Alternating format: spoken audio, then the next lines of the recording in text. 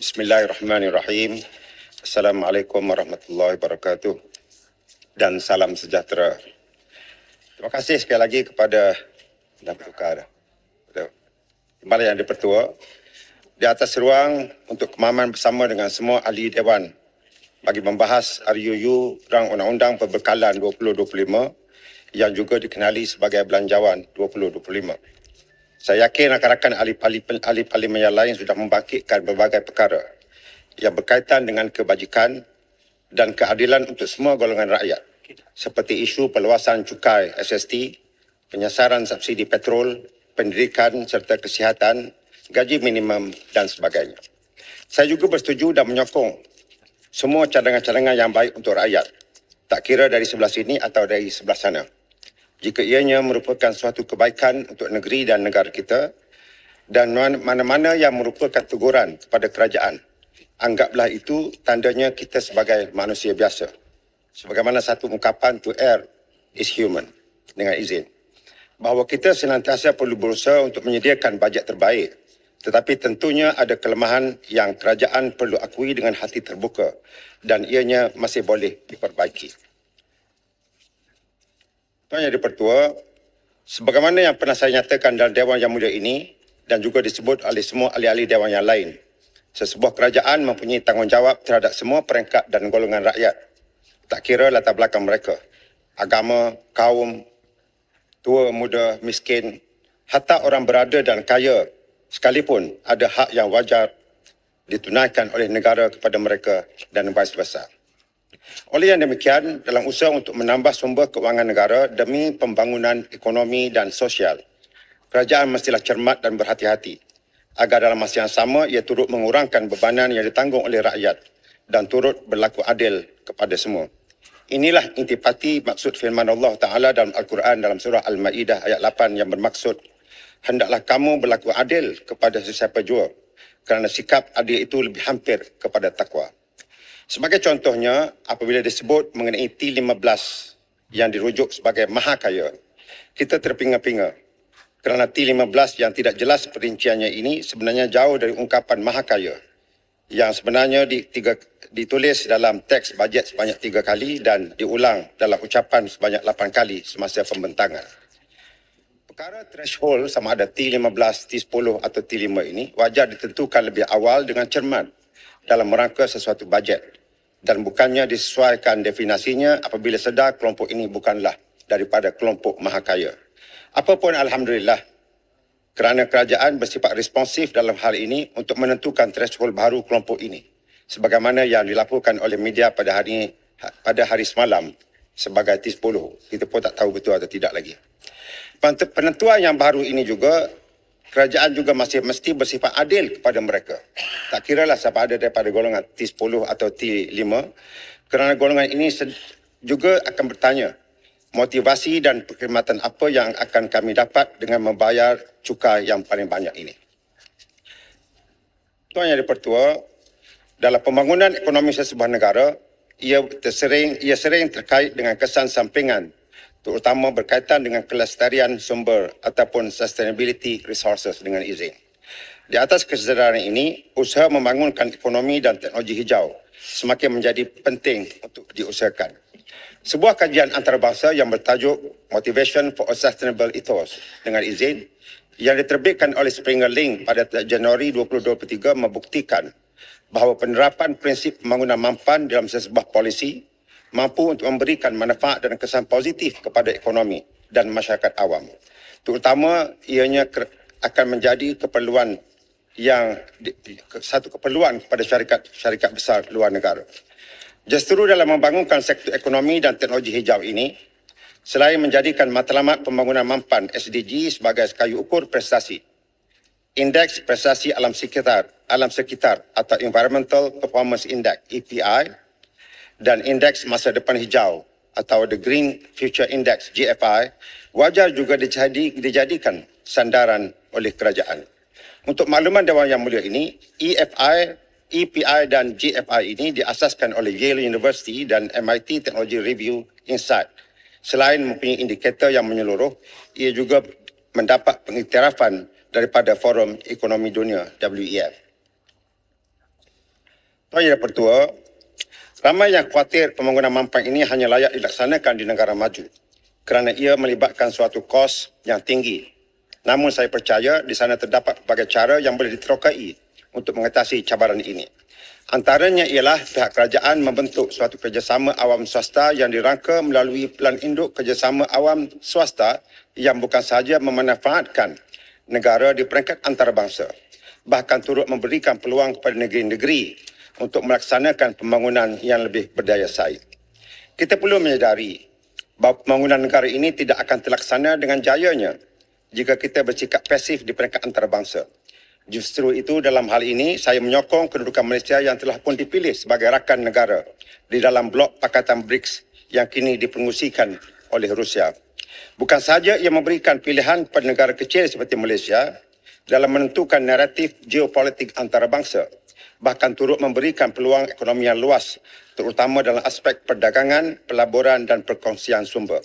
Apa yang penting ialah Malaysia mestilah memanfaatkan peranan strategik dalam BRICS ini untuk memajukan pembangunan mampan, inovasi teknologi dan kemakmuran inklusif, di samping mengukuhkan rangka perdagangan yang berdaya tahan, mempelbagaikan kerjasama global dan meletakkan Malaysia di kedudukan hadapan dalam sektor ekonomi hijau dan pembangunan digital.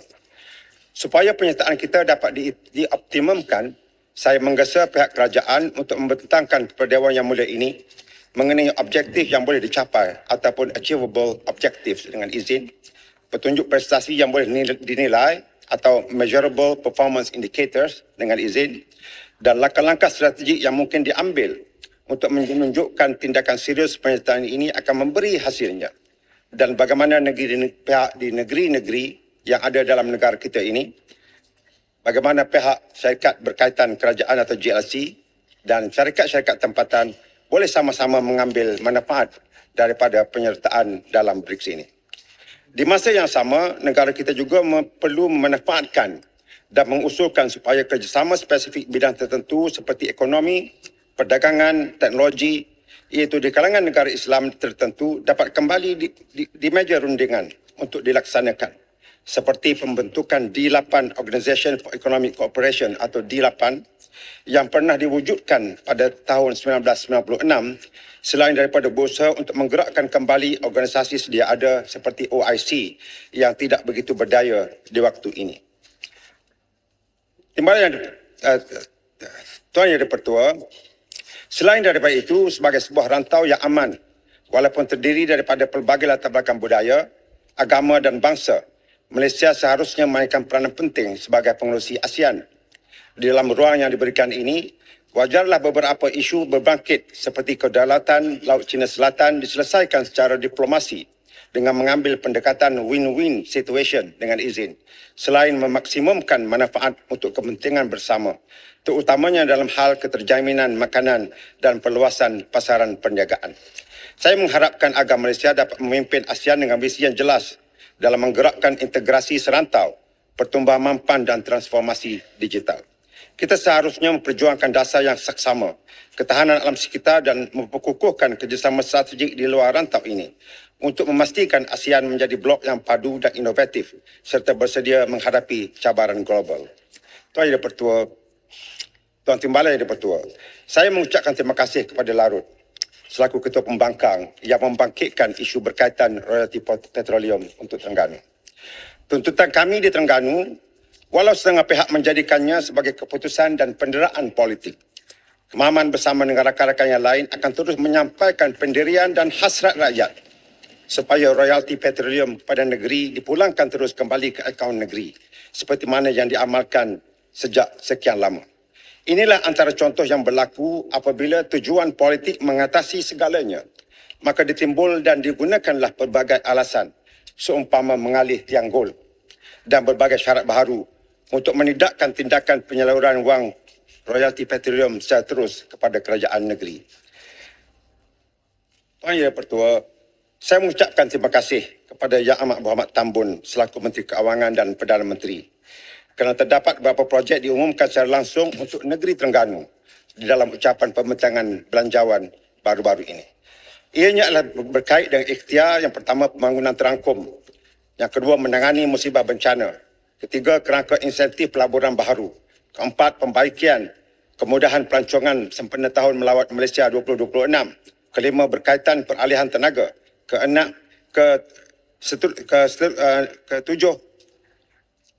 pemerkasaan TVET dan ketujuh, pendidikan anak-anak autistik. Terima kasih daripada kami. Namun begitu, apa yang menarik perhatian saya adalah terdapat syarat yang diletakkan bagi peruntukan di setengah negeri seperti berdasarkan prestasi. Namun tiada syarat ini pada di setengah-setengah negeri yang lain. Saya mencadangkan agar suatu kaedah atau formula yang lebih jelas diperkenalkan agar negeri yang dikategorikan ini tidak dipinggirkan. Namun pada masa yang sama, negeri maju terus menerima geran serta peruntukan yang lebih tinggi.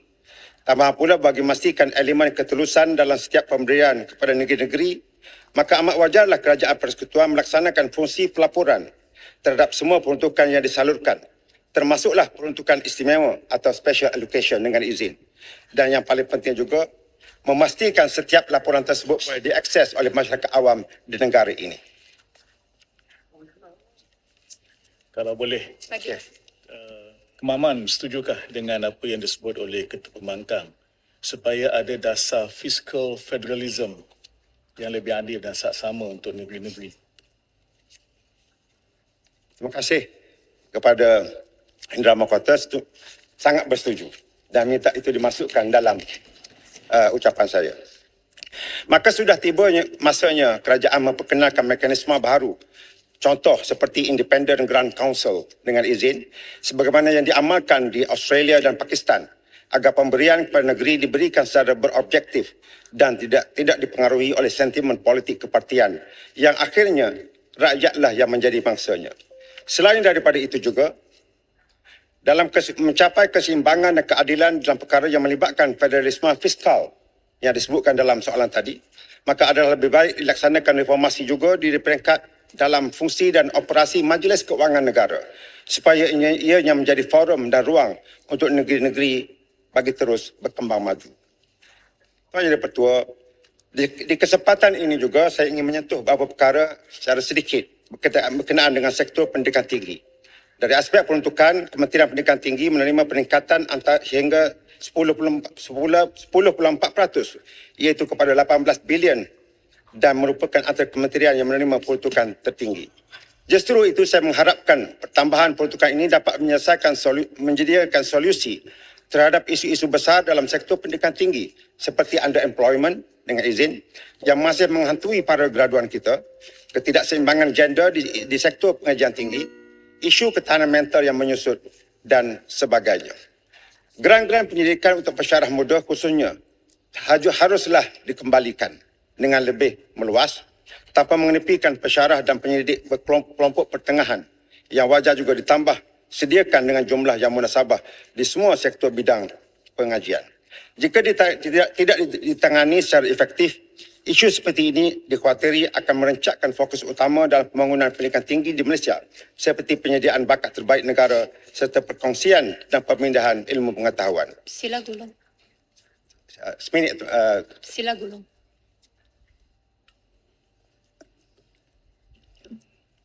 Mengakhiri ucapan saya pada hari ini, suka untuk saya menyampaikan beberapa permintaan daripada kawasan Kemaman bagi mendapatkan perhatian kerajaan untuk diteliti dan diambil tindakan.